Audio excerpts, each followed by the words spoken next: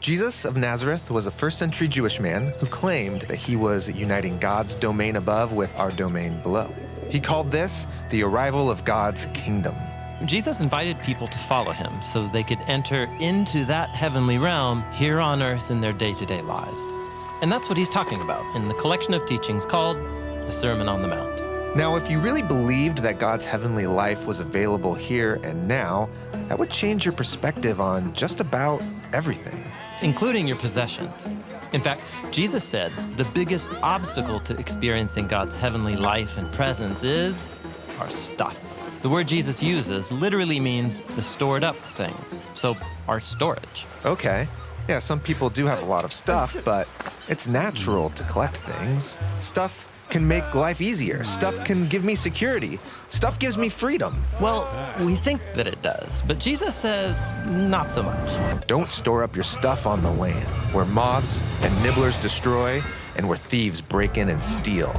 Okay, but what if I just protect my stuff? All right, but now your attention is going to be on keeping your stuff safe. Jesus says the good life comes when our attention is directed elsewhere. Store up for yourselves the stuff of the sky. Sky stuff? What's this sky stuff? Well, it's a kind of stuff that is so secure that it can't ever be threatened. And it's different from our stuff here on earth. It's the stuff that God's heavenly kingdom is made of. And the more you collect it, the more you'll experience that kingdom here on earth. All right, how do I get that kind of stuff? Well, Jesus said that we can experience God's heavenly kingdom now, when we love God and love our neighbor. It's that rich experience of peace and fulfillment, those moments when heaven and earth unite when we follow the teachings of Jesus. Like a kind word or an act of generosity? Offering forgiveness and showing compassion? Yes, store up that kind of stuff. Because the loving relationships that we cultivate now will last into the renewed creation. And what we store up has a way of slowly shaping us in its image, for better or worse.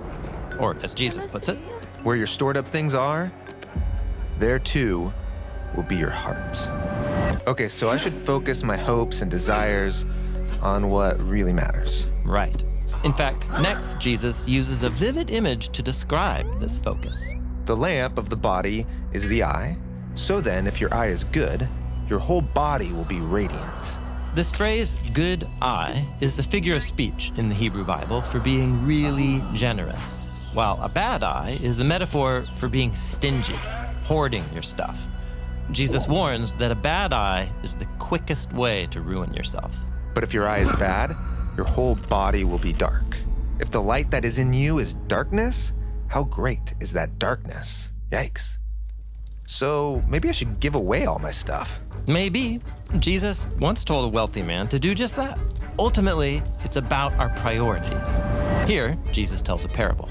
No one is able to serve two masters, for either he will hate the one and love the other, or he will be devoted to one and despise the other. You are not able to serve God and wealth. Wealth is like a tyrant that demands our loyalty. I might think I own my stuff, but before long, my stuff will own me. And this danger is real. And so Jesus is pretty blunt. Our stuff can prevent us from experiencing the union of heaven and earth in our lives. Okay, but let's be real. I need things to survive. I need food, I need clothes. Well, Jesus has one final teaching about our stuff that brings all these ideas together. He invites us to consider how God has packed creation with abundance, each creature having just what it needs.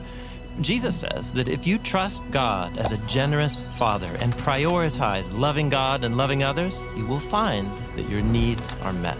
And you'll find the rich peace of heaven and earth uniting in your own life.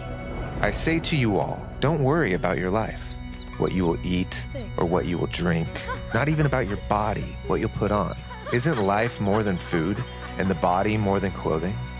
Look at the birds of the air, how they don't sow seed and they don't harvest and they don't gather into barns, and yet your Father in the skies feeds them.